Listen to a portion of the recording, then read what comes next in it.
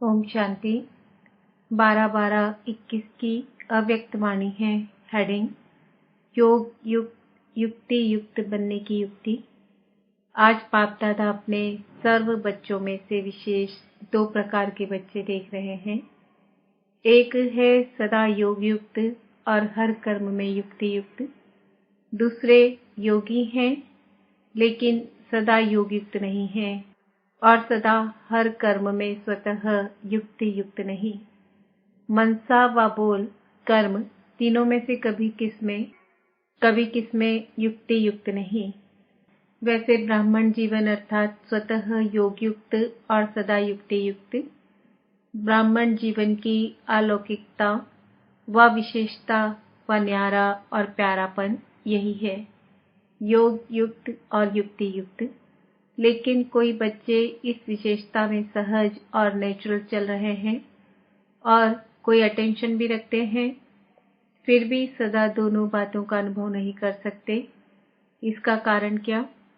Knowledge तो सभी को है और लक्ष्य भी सभी का एक ही है, फिर भी कोई लक्ष्य के आधार से इन दोनों लक्ष्य अर्थात योग युक्त और युक्ति युक्त स्थिति की अनुभूति के समीप हैं और कोई कभी पास पुरुषार्थ से समीप आते, लेकिन कभी समीप और कभी चलते चलते कोई न कोई कारणवश रुक जाते हैं, इसलिए सदा लक्षण के समीप अनुभूति नहीं करते।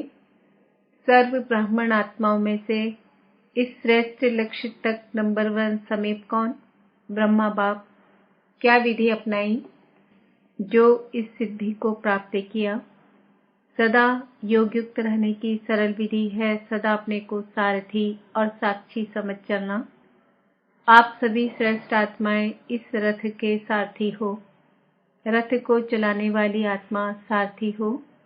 यह स्मृति स्वतः ही इस रथ अथवा देह से न्यारा बना देती है, किसी भी प्रकार के देह भान से न्यारा बना देती है।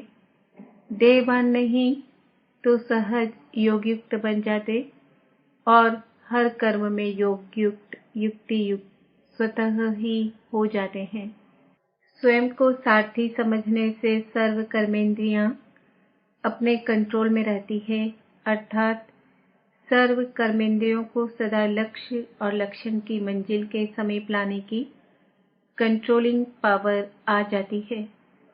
स्वयं सारथी किसी कर्मेंद्रिय के वश नहीं हो सकता, क्योंकि माया जब किसी के ऊपर भी वार करती है तो माया के वार करने की विधि यही होती है कि कोई न कोई स्थूल कर्मेंद्रियां अथवा सूक्ष्म शक्तियां मन बुद्धि संस्कार के परवश बना देती है। आप सारथी आत्माओं को जो महामंत्र वशीकरण मंत्र बाप से मिला हुआ है, उसको परिवर्तन कर वशीकरण के बजाय वशीभूत बना देती है। और एक बात में भी वशीभूत हुए तो सभी भूत प्रवेश हो जाते हैं, क्योंकि इन भूतों की भी आपस में बहुत यूनिटी है। एक भूत आया तो वह सभी का आह्वान करेगा, फिर क्या होता है? यह भूत सारथी से स्वार्थी बना देते हैं।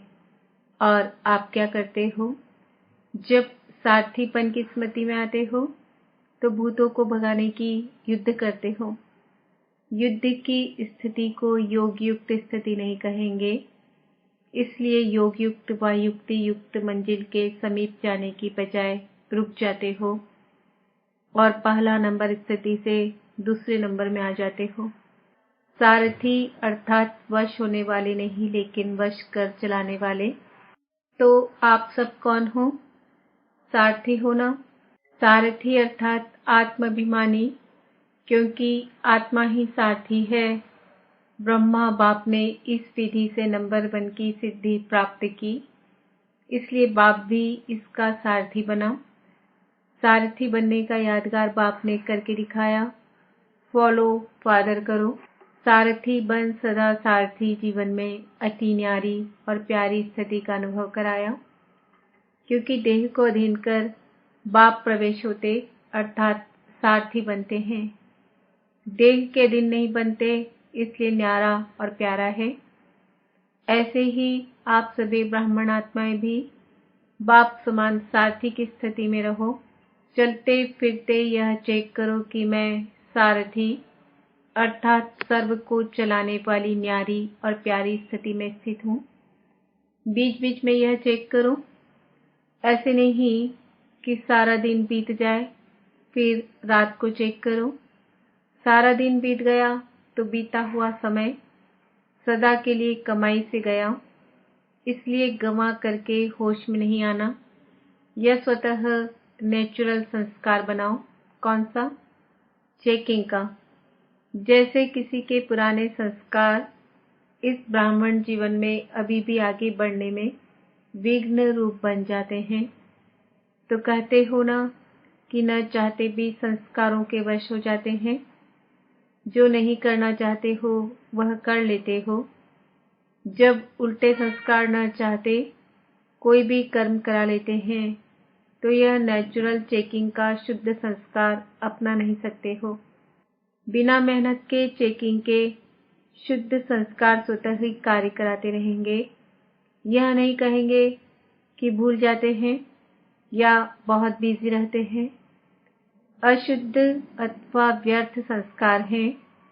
कई बच्चों में अशुद्ध संस्कार नहीं तो व्यर्थ संस्कार भी हैं। यह अशुद्ध व्यर्थ संस्कार भुलाते भी नहीं भूल सकते हो और यही कहते हो कि मेरा भाव नहीं था, लेकिन मेरा यह पुराना स्वभाव है, वह संस्कार है। तो अशुद्ध नहीं भूलता, फिर शुद्ध संस्कार कैसे भूल जाता है?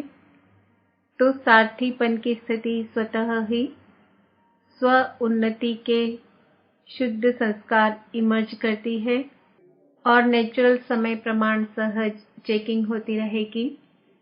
अशुद्ध आदत से मजबूर हो जाते हो और इस आदत से मजबूत हो जाएंगे। तो सुना सदा योग युक्ति युक्त रहने की विधि क्या हुई? सारथी बन चलना। सारथी स्वतः ही साक्षी हो कुछ भी करेंगे, देखेंगे, सुनेंगे। साक्षी बन देखने, सोचने, करने, सब में सब कुछ करते भी निर्लेप रहेंगे, अर्थात माया के लेप से न्यारे रहेंगे। तो पाठ पक्का किया ना? ब्रह्मा बाप को फॉलो करने वाले हो ना?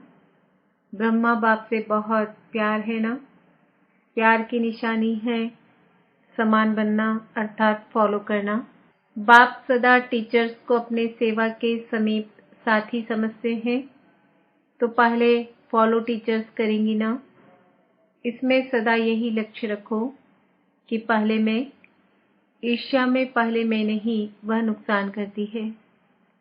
शब्द वही है, पहले मैं, लेकिन एक है ईर्ष्यावश पहले में, तो इससे पहले के बजाय कहाँ लास्ट पहुंच जाता, फर्स्ट से लास्ट आ जाता और फॉलो फादर में पहले में कहा और किया, तो फर्स्ट के साथ में आप भी फर्स्ट हो जाएंगे। ब्रह्मा फर्स्ट है ना? तो सदा यह लक्ष्य रखो कि टीचर्स अर्थात फॉलो फादर और नंबर 1 फॉलो फादर। जैसे ब्रह्मा नंबर 1 बना, तो फॉलो करने वाले भी नंबर 1 का लक्ष्य रखो। टीचर्स सभी ऐसे पक्की है ना?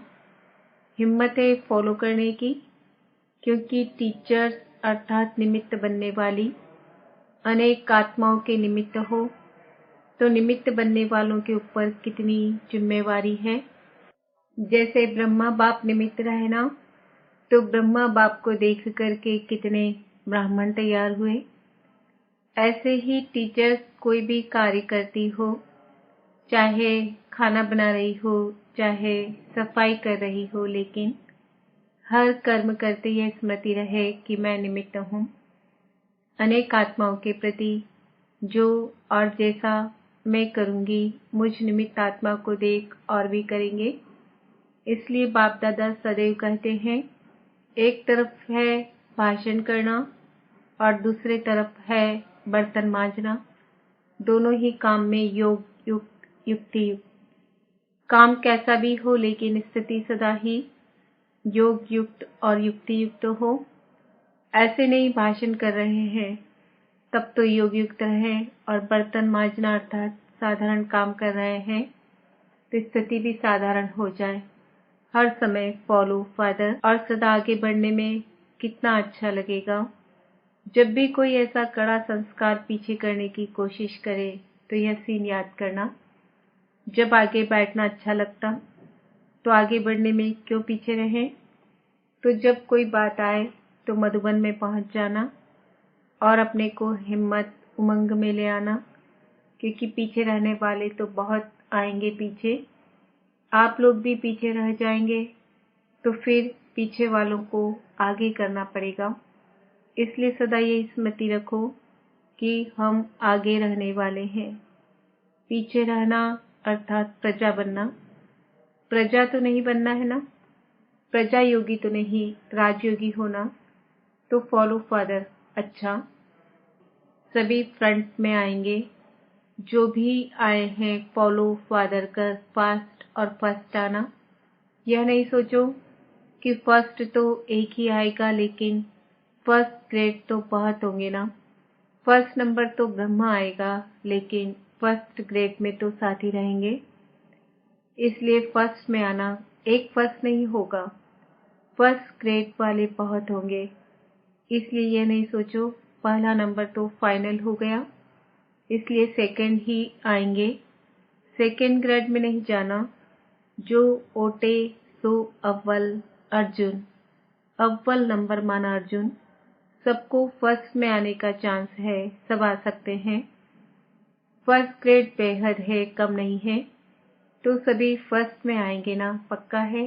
अच्छा, सदा ब्रह्मा बाप को फॉलो करने वाले, सदा स्वतः योग युक्ति युक्त रहने वाले, सदा सारथी बन कर्मेंद्रियों को श्रेष्ठ मार्ग पर चलाने वाले, सदा मंजिल के समीप रहने वाले, ऐसे सर्वश्रेष्ठ आत्माओं को बाप दादा का याद प्यार और नमस्ते। हम बच्चों का भी बाप दादा को याद प्यार, गुड मॉर्निंग, नमस्ते, ओम शांति। बाप दादा की श्रेष्ठ मत ने श्रेष्ठ गति को प्राप्त करा लिया। ऐसा अनुभव करते हो ना, जैसी मति वैसी गति होती है। तो बाप की श्रेष्ठ मत है तो गति भी श्रेष्ठ होगी ना। कहते हैं कि जैसी अंतमति वैसी गति, यह क्यों गाया हुआ है? क्योंकि बाप चक्र के अंत में ही आकर श्रेष्ठ मत देता है।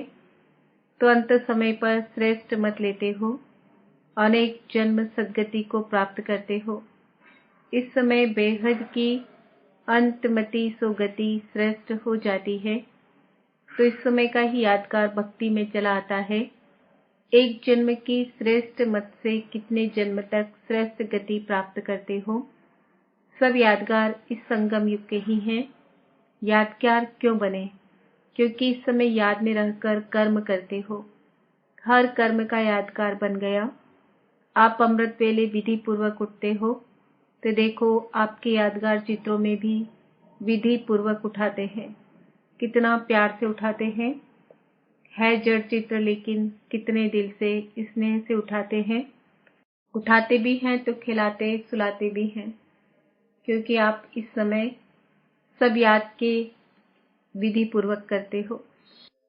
खाना भी विधि पूर्वक खाते हो, भोग लगाकर खाते हो ना, या जैसे हैं वैसे ही खा लेते हो।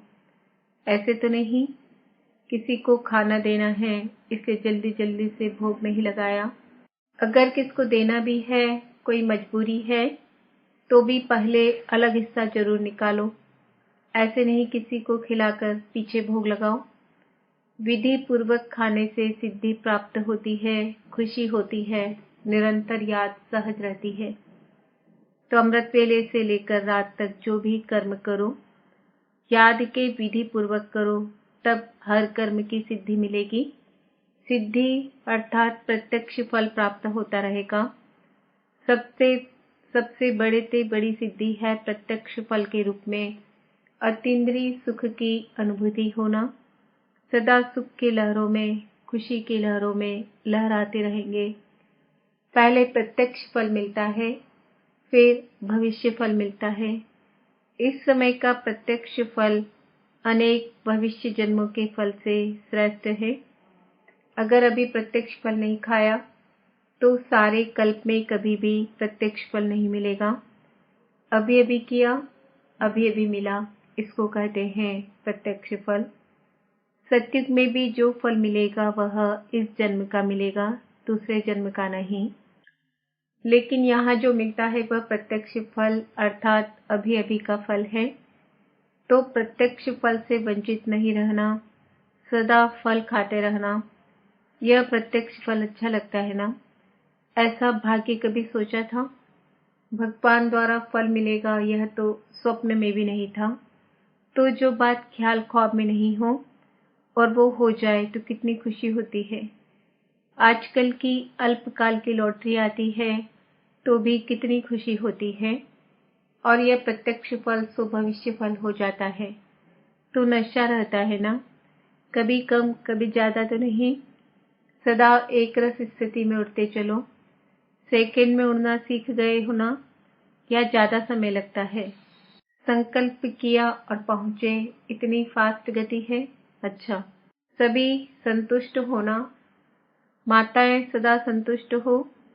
कभी परिवार में भी लौकिक द्वारा असंतुष्ट तो नहीं होती? कभी तंग होती हो? कभी चंचल बच्चों से तंग होती हो? तंग कभी नहीं होना। जितना आप तंग होंगे उतना वह ज्यादा तंग करेंगे। इसलिए ट्रस्टी बनकर, सेवाधारी बनकर सेवा करो। मेरापन आता है तो तंग होते हो। मेरा बच्चा और ऐसे करता है तो जहां मेरापन होता है वहां तंग होते, और जहां तेरा तेरा आया तो तैरने लगते। तो तैरने वाले हो, सदा तेरा माना स्वमान में रहना, मेरा मेरा कहना माना अभिमान आना, तेरा तेरा मानना माना स्वमान में रहना।